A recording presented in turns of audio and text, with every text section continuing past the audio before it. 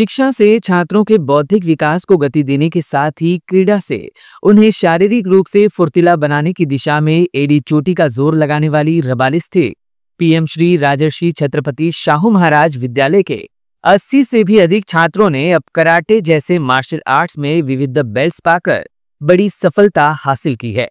20 वर्षों पहले ही शिक्षा और क्रीड़ा के महत्व को समझने वाले पूर्व महापौर सुधाकर सोनावने के ही विजन का यह नतीजा है कि आज पीएम श्री राजर्षि शाहू महाराज विद्यालय और मान्यवर कांशीराम हिंदी विद्यालय के छात्र kho kho, kabaddi, football, hockey, taekwondo, karate, chess और स्विमिंग जैसे खेल क्षेत्र में अपना दमखम राष्ट्रीय और अंतर्राष्ट्रीय स्तर पर दिखा चुके हैं। तो कईयों को तो खेल कोटे से रेलवे और पुलिस दल में नौकरी भी मिल चुकी है।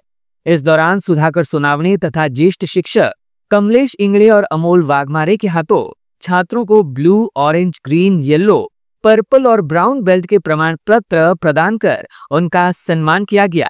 बता दें कि फुनाकोशी शोतोकॉन कराटे डू एसोसिएशन के माध्यम से दोनों स्कूलों और परिसर में मौजूद अन्य स्कूलों के छात्रों को पिछले 3 वर्षों से प्रशिक्षण देने का काम विनय धोत्रे कर रहे हैं। इस दौरान अपनी भावनाएं व्यक्त करते हुए पूर्व महापौर सुधाकर सोनावने ने विश्वास जताते हुए कहा कि भविष्य में ये छात्र ब्लैक बेल्ट जरूर हासिल करेंगे। खेलकूद में हम पहले से ही एक अलग मकान तक पहुंच गए हैं।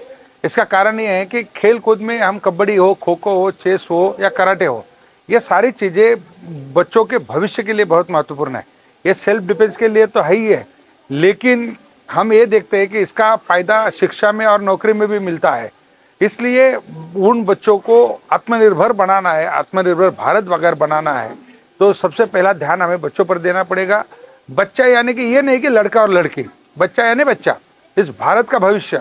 इसलिए भारत का भविष्य हमको सक्षम करना है, भारत को समृद्ध बनाना है। इसलिए इन सारे बच्चों पर अलग अलग खेलकूद के माध्यम से हम ध्यान दे रहे हैं। सबका इंटरेस्ट कराटे में होगा ऐसा नहीं है, कुछ का कुश्ती में है, कुछ का कबड्डी में, कुछ का क्रिकेट में, कुछ का खो खो में और कुछ का चेस में। ये अलग अलग प्रकार के खेल है और यहाँ पर आप देख रहे हैं कि कई बच्चे यहाँ पर बहुत ही ताकत से इस चीज़ का सामना कर रहे हैं।